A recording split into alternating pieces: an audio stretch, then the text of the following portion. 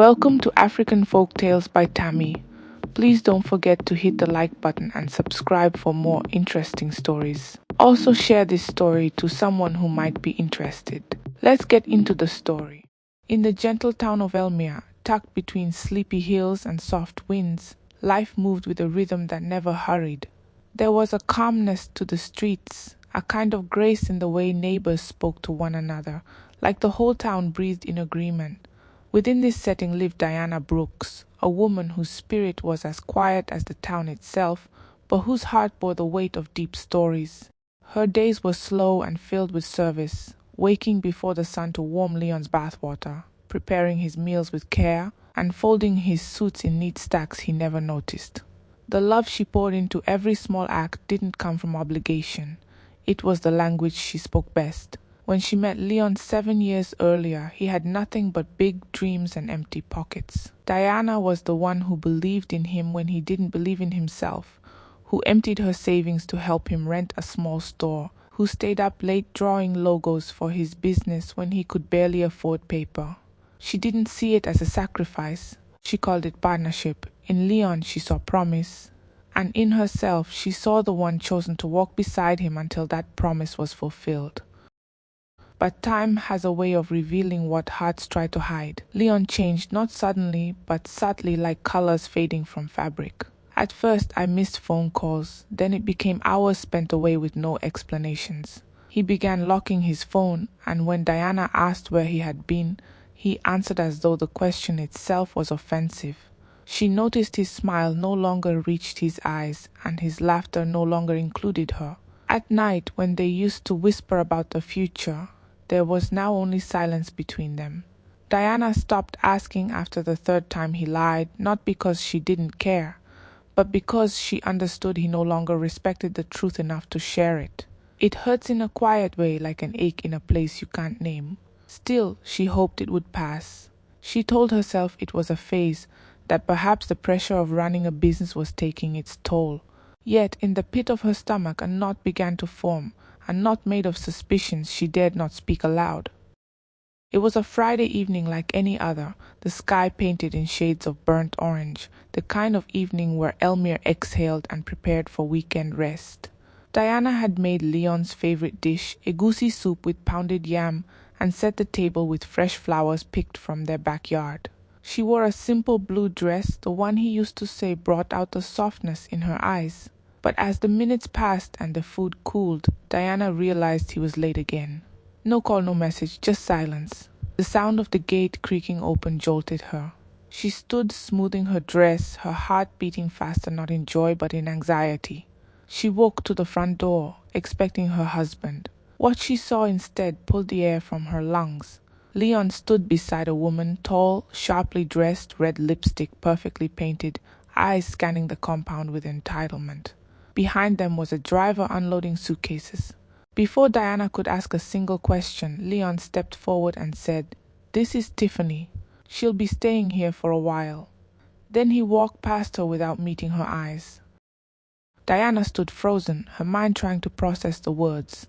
Tiffany, staying in their home? The woman brushed past her with a smirk, her perfume trailing behind like an insult. No explanation, no apology, just a mistress with luggage and a smirk.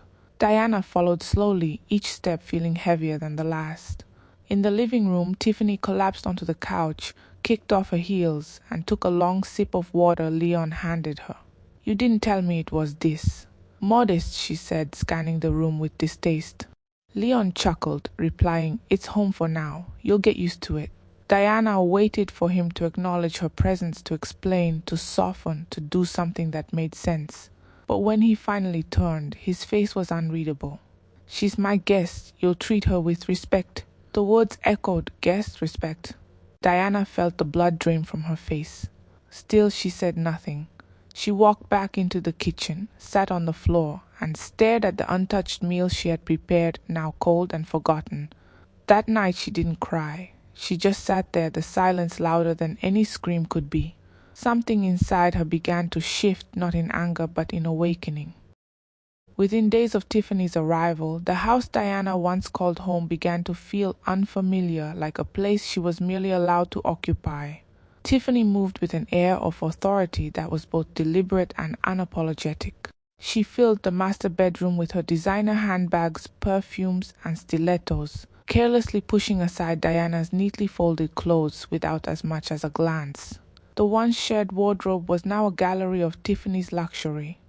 Diana had been quietly moved to the guest room, an unspoken demotion that stung not just because of the action, but because of how easily Leon let it happen. The home Diana had built, cleaned, and nurtured was transforming before her eyes, each corner reshaped by the presence of an outsider who acted like she owned it.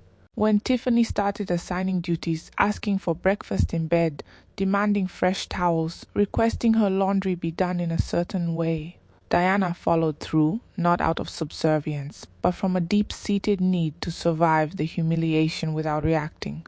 Her silence became her defense. Even when Tiffany left dishes in the sink or makeup stains on pillowcases, Diana washed them without flinching. Not because she didn't feel the insult, but because she refused to give Tiffany the satisfaction of seeing her break.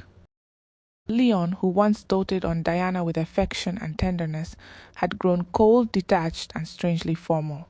He no longer looked her in the eye when speaking. Meals Diana prepared went untouched, and when she asked if he wanted something different, he waved her off like she was a maid speaking out of turn. It wasn't just the emotional distance, it was the performative cruelty, as if he wanted to showcase his loyalty to Tiffany by discarding Diana entirely. He laughed louder at Tiffany's jokes, praised her for the most mundane things, and pretended Diana didn't exist even when she was in the same room. At night, their shared silence thickened, separated by walls and pain. Tiffany strutted through the house in silk robes, dropping remarks about Diana's outdated clothes and village manners, loud enough for her to hear. One morning, Diana walked into the living room to find Tiffany lounging across the couch, sipping juice, her legs draped over Leon's lap. "Oh, look who finally woke up," she sneered. "Did you iron my blouse like I asked?" Leon smirked, never glancing up from his phone. Diana simply nodded and placed the blouse on the armrest, then turned and walked away. Her silence was no longer about helplessness. It was about choosing not to waste words on people who had already decided she was invisible. Beneath the humiliation, however, Diana discovered something more profound, a strange kind of clarity. Stripped of the illusion of love, she began to see things for what they truly were. Leon hadn't changed overnight, he had revealed himself gradually and now fully. The man who once said, "I can't do this without you," had found comfort in a woman who offered him none of the quiet strength Diana carried. Tiffany's beauty was loud, her presence commanding, and that was exactly what Leon now seemed to desire, something performative, something flashy. But Diana, in her solitude, began to reclaim a piece of herself she had long neglected. Late at night, when the rest of the house had fallen into self-indulgent sleep, Diana returned to the small garden shed where she once stored old sewing kits and fabrics she'd kept from her design school days. She began stitching again, first for herself, then for no one in particular. Her hands remembered what her heart had forgotten. Each thread pulled was a quiet act of restoration. There in that small room, away from mockery and betrayal, Diana's heart started to breathe again. Not for Leon, not for Tiffany, for herself.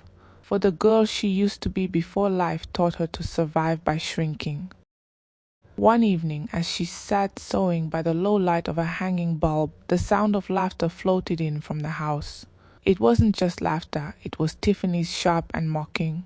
Diana paused, listening. "She really does act like a servant," Tiffany was saying. "I told you she'd never leave. She has nowhere to go." Leon chuckled. "She's comfortable where she is. I mean, look at her. Always quiet, always obedient." The words sliced through Diana's chest, but they didn't draw tears this time. Instead, they solidified something inside her. For so long she had hoped for recognition, for gratitude, for Leon to remember everything she had done to build the life they enjoyed. But now she saw clearly he didn't forget. He simply didn't care, and Tiffany, she wasn't a threat anymore. She was just another reflection of Leon's growing emptiness. Diana folded her fabric carefully, stood from her chair, and turned off the light in the shed. She walked back to the house, not to serve, not to please, but to endure for now. There was still much she didn't have, but she had regained one thing they didn't notice her reclaiming: her will. Her silence wasn't submission. It was the slow sharpening of a woman who had been underestimated for far too long. The garden shed at the edge of the compound, once forgotten and overtaken by cobwebs and dust, slowly became Diana's sanctuary. It was modest, barely wide enough for a single table and stool, but it held something she hadn't felt in months: solitude without judgment. The bulb overhead flickered faintly, its orange glow illuminating the fabric scraps she had salvaged from boxes left untouched for years. She had no pattern, no audience, no deadline. She simply created. The rhythmic hum of the needle calmed her heartbeat, and with each stitch she poured out the unsaid, her disappointment, her anger, her loneliness.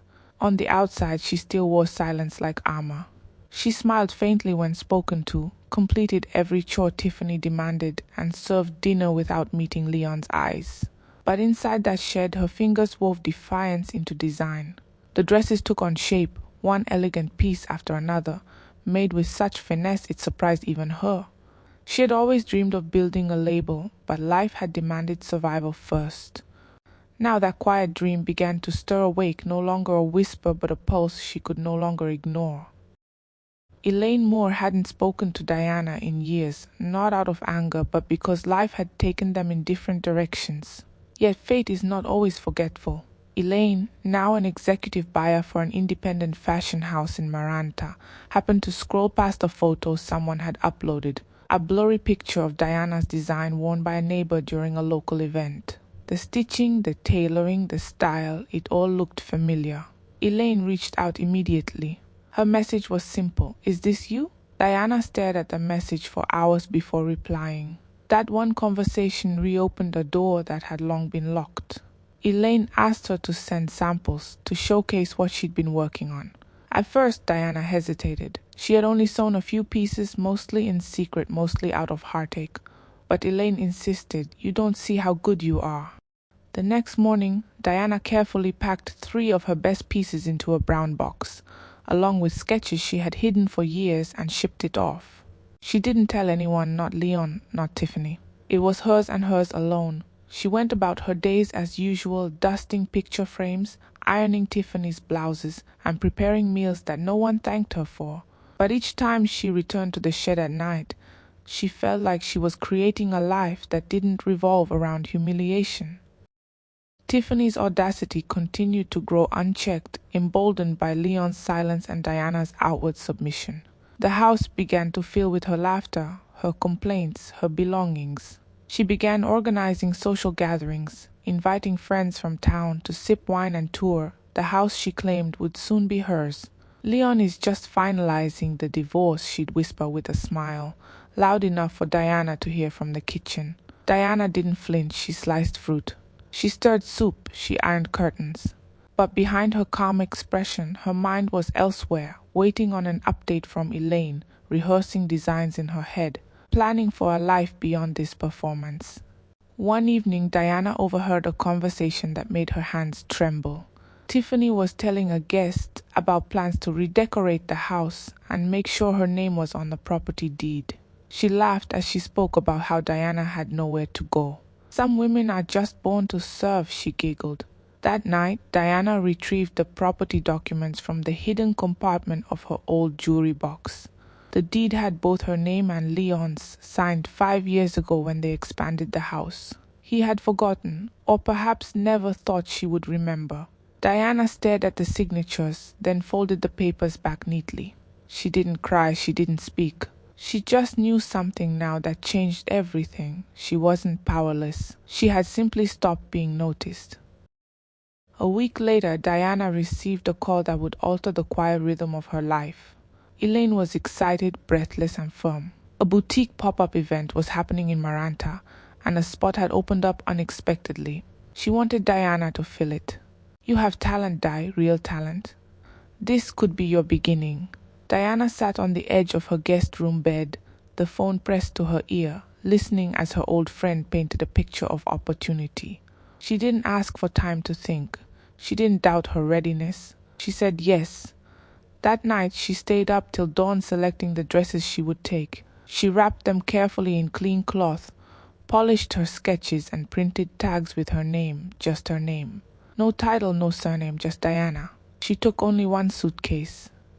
At sunrise, while Leon slept beside Tiffany and the house was still wrapped in shadows, Diana walked out quietly and boarded a bus headed to Maranta. She didn't leave a note. She didn't turn back. The road stretched ahead like an unwritten story, and for the first time in years, she felt like the pen was finally in her hand.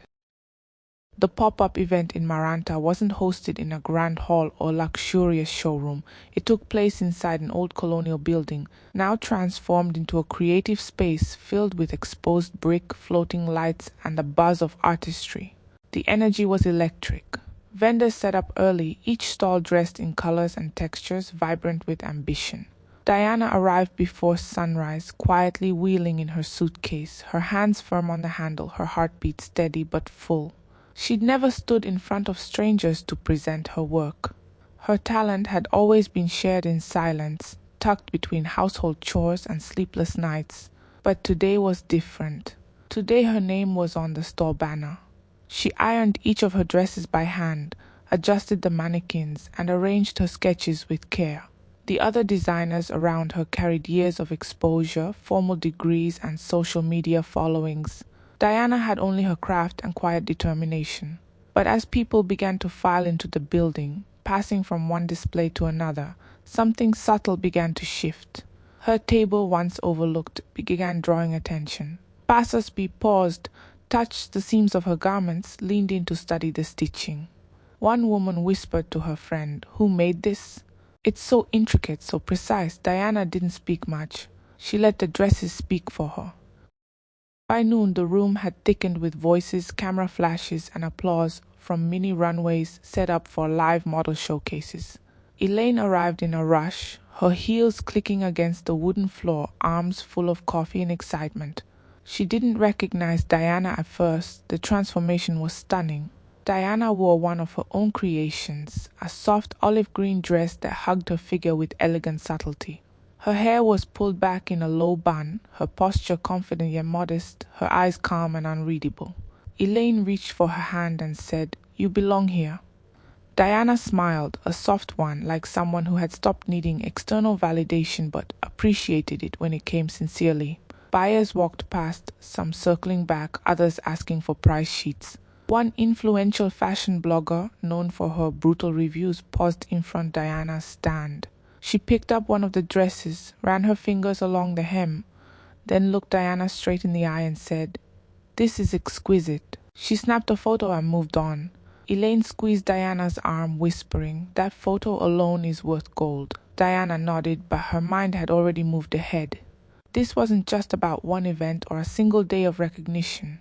This was her rebirth, a soft but steady return to the self she'd buried beneath years of servitude. Back in Elmire, no one noticed the shift. The house buzzed with Tiffany's shallow laughter and Leon's daily routines, unchanged and undisturbed by Diana's absence. Tiffany now freely referred to herself as the lady of the house, throwing casual brunches for her friends, who admired her lifestyle and flattered her ambitions. One afternoon, as the women sipped wine under the garden umbrella Diana had planted herself years ago, Tiffany began pointing at items she wanted removed. "This wallpaper is hideous," she said, gesturing to the hallway that had once been Diana's favorite. "And the color scheme in the dining room, so dull." Her friends nodded, giggling, suggesting brighter shades and marble floors. Leon barely paid attention. His interest in Tiffany had started to fade, though he couldn't admit it to himself. He noticed she spent more time on her phone, less time paying attention to him. Her compliments felt forced, her touch impatient, but he shrugged it off. Diana's absence had only made the house more manageable, or so he thought. It was easy not to miss someone you believed would never leave you. Leon had always seen Diana as a constant, like air, invisible but always there. And yet with each passing day, the air in the house grew thinner, more uneasy. He couldn't name it, but something felt wrong. Then came the first visitor. A young woman, elegantly dressed, rang the bell and asked to speak with Madame Diana Brooks. Tiffany scoffed and replied, "She's no longer here." The woman looked confused. "We're here to place an order." We saw her collection in Maranta." Leon, overhearing the exchange, came to the door. "What collection?" he asked. The woman pulled out her phone and showed him an article. It featured Diana standing beside her designs, her name mentioned as one of the top 5 emerging creatives at the pop-up event. Leon's hand froze. Tiffany leaned in, suddenly unsure of her own expression. The article had been shared over 1,000 times. Comments praised Diana's work, some calling her a revelation. Over the next few days, more visitors arrived, photographers, buyers, fashion interns, some asking to interview Diana, others to book appointments. Each time Tiffany answered the door, her confidence dimmed. Leon began to pace the house, checking his phone, scrolling through articles, trying to piece together when and how this had all happened. The woman he had pushed to the corner of his life was now a name people in Maranta were whispering with reverence. The realization didn't come with regret yet, but it came with a discomfort he couldn't shake. The return to Elmira was quiet and deliberate. Diana didn't announce her arrival, didn't ring the bell or stand the gate waiting for acknowledgement. She unlocked the door with her own key and stepped back into the house like a shadow reclaiming its rightful space. Tiffany was in the living room, lounging in a satin robe with her legs crossed, scrolling through her phone. She glanced up, blinked, and then stared. "You're back?" she asked, confusion tugging at her voice. Diana didn't answer. She walked past her, her heels tapping against the tiles with a rhythm that felt more assertive than before. Leon emerged from the hallway, adjusting his shirt, clearly surprised to see her. He opened his mouth to speak, but Diana brushed past him too, moving with the calmness of someone who had outgrown explanations. She entered her old bedroom and looked around. Tiffany's perfumes were still there. Her jewelry trays cluttered the dresser. Diana didn't touch anything. She sat on the edge of the bed for a moment, staring at the framed photo of her and Leon that had somehow remained on the wall. She took a deep breath and stood up. There would be no screaming, no begging for her space back. She had returned not to argue, but to finish what she had quietly started. Days passed and Diana's presence began to unnerve them. She wasn't angry, she wasn't loud. She simply existed, more present than ever, yet unreachable. She cleaned when she wanted, cooked her own meals, declined requests with a simple polite no. She received calls from unknown numbers, and when Leon once casually asked, "Who's calling you so often?" she looked him in the eye and replied, "Business." The way she said it made Tiffany shift uncomfortably in her seat. Soon the house was visited again, this time by 2 sharply dressed men with briefcases, looking for Mrs. Brooks regarding a collaborative fashion project. Tiffany tried to intercept, but they bypassed her completely, asking Diana for a tour of her workspace. She led them to the garden shed. What was once a dusty, forgotten room was now an organized studio, neatly hung fabrics, sketches pinned along the walls, a sewing machine at the center like a throne in a quiet kingdom. The men were impressed. They offered her a contract on the spot. Tiffany stood near the door, pretending not to eavesdrop, her face stiff as she overheard them say, "We believe in investing in raw, authentic voices. You're it."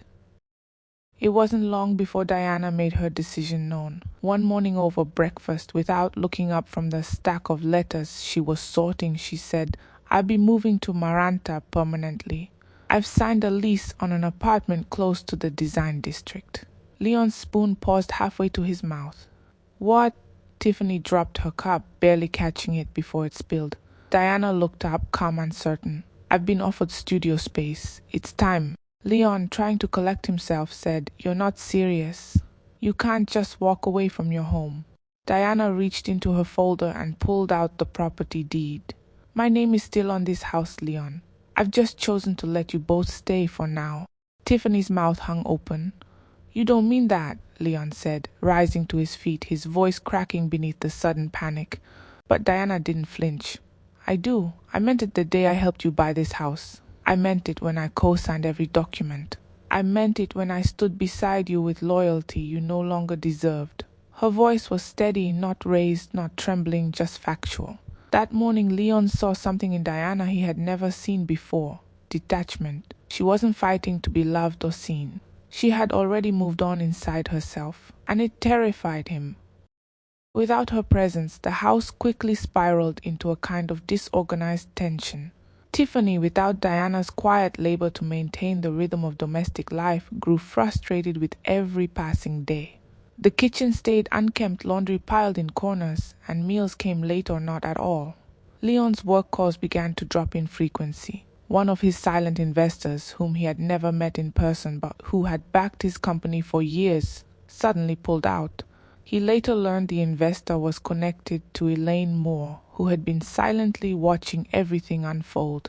Meanwhile, Diana's name was being whispered in creative circles across Maranta. Fashion blogs featured her sketches. Influencers styled her pieces. Orders began coming in, and the brand Diana Brooks Originals was gaining momentum faster than anyone expected. Leon tried reaching out. He sent a message saying, "Let's talk." It was left unread. He dialed her number. It rang out. Tiffany, now bitter and insecure, began lashing out too. "She was nothing but a housewife," she shouted one evening. Leon didn't reply because deep down he knew she had never been just anything. She had been the foundation, and now that she was gone, they were standing in a house with no soul, only echoes. The venue for the launch of Diana's first official clothing line, Ishira, was a modern loft space in the heart of Maranta's design district, its exposed steel beams and glass walls capturing the quiet sophistication of everything Diana had grown into. The brand name, carefully chosen, carried the essence of rebirth. It meant "She Rises," a name that felt like a breath from deep within her chest. Diana stood near the entryway, clad in one of her own designs, a floor-length ivory ensemble with intricate detailing that shimmered softly beneath the lights. Her hair was coiled into an elegant updo, simple pearl studs in her ears, and her posture upright like a tree that had grown through seasons of storm. As guests began arriving, bloggers, boutique owners, industry veterans, they were greeted by a team of assistants wearing coordinated pieces from her latest collection. The atmosphere buzzed with curiosity and admiration. People paused at the mannequin displays, touching the fabric, flipping through the lookbooks, murmuring among themselves. They didn't just see clothes, they felt a story stitched into every hem. Every piece carried parts of Diana's silence, her endurance, her transformation, woven in thread but loud in spirit. And in that room, filled with people who hadn't known her pain, she stood not as a victim of betrayal, but as the creator of her own legacy. As the evening deepened, the event took on a rhythm of its own. Camera flashes punctuated conversations, clinking glasses echoed softly from the far end, and soft jammed beneath the layers of dialogue. Elaine moved through the crowd with pride in her eyes, greeting guests, collecting compliments, and occasionally pointing them toward Diana. When Diana took the stage to address the attendees, the room quieted with anticipation.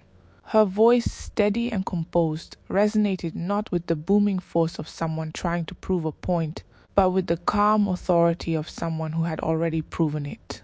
She spoke briefly, not about her struggles, not about Leon, not about betrayal, but about the beauty of rediscovery, the importance of creating from one's deepest truth, and the power of believing in one's own voice when no one else does. Applause followed, warm and sincere. In a corner, a renowned fashion editor whispered to her assistant, "She's not just talented, she's timeless." Diana stepped off the stage and returned to the showroom floor, but something in her had changed. She no longer moved like someone searching for a place. She was the place. She no longer waited to be seen. She had become impossible to ignore. Far away, back in Elmere, Leon sat on the edge of the living room couch, his phone in his hand, eyes fixed on a live stream of the event someone had shared online. Tiffany was nowhere around. She had left 2 nights ago after a heated argument and hadn't returned since. The house, once filled with her chatter and perfume, now felt hollow. The silence reminded him of Diana, but this silence was not comforting. It was stark, punishing, echoing with everything he had overlooked. On the screen, he watched Diana smile as someone introduced her as Maranta's most promising designer of the year. The applause hurt more than anything else. It wasn't jealousy. It was the realization that he hadn't just lost a wife, he had lost a woman of rare strength, someone who could turn sorrow into art and rejection into momentum. He paused the stream and leaned back into the couch, surrounded by the emptiness he once mistook for freedom. Everything Diana had once touched in that house, her favorite curtains, the carefully arranged bookshelf, the calm scent of her cooking, now felt like sacred relics of someone who had lived there and risen beyond it. Several days later, he tried again. He wrote a long message apologizing for his actions, for his blindness, for everything he never said when it mattered. He asked if they could meet just once. He waited for a reply, checking his phone every hour.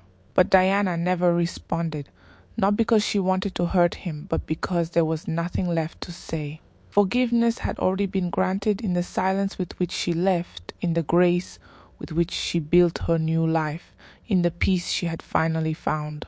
One morning, a letter arrived at his doorstep, not from Diana, but from a legal office in Maranta. It was an official notice transferring her half of the house back to him, no strings attached. A small note was clipped to the corner. "This place no longer holds meaning for me. I hope you find what you're looking for." That day, Leon sat by the window and stared out at the street, not in anger, not in grief, but in the quiet knowledge that some losses aren't loud, they are simply irreversible.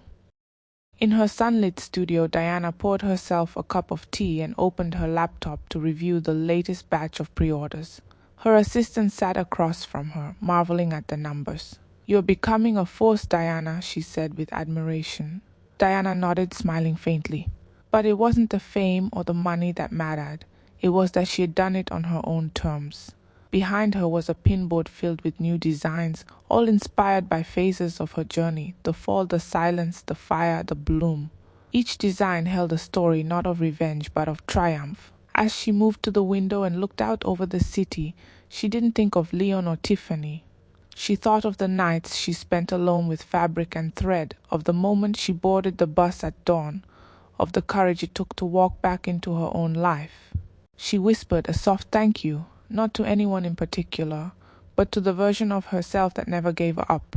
And as the sun painted gold across her studio walls, Diana Brooks stood tall, not as a woman abandoned, but as a woman who had risen, created her own crown, and placed it on her head without asking for permission. We've come to the end of this story. Please subscribe to my channel to support me. Thank you.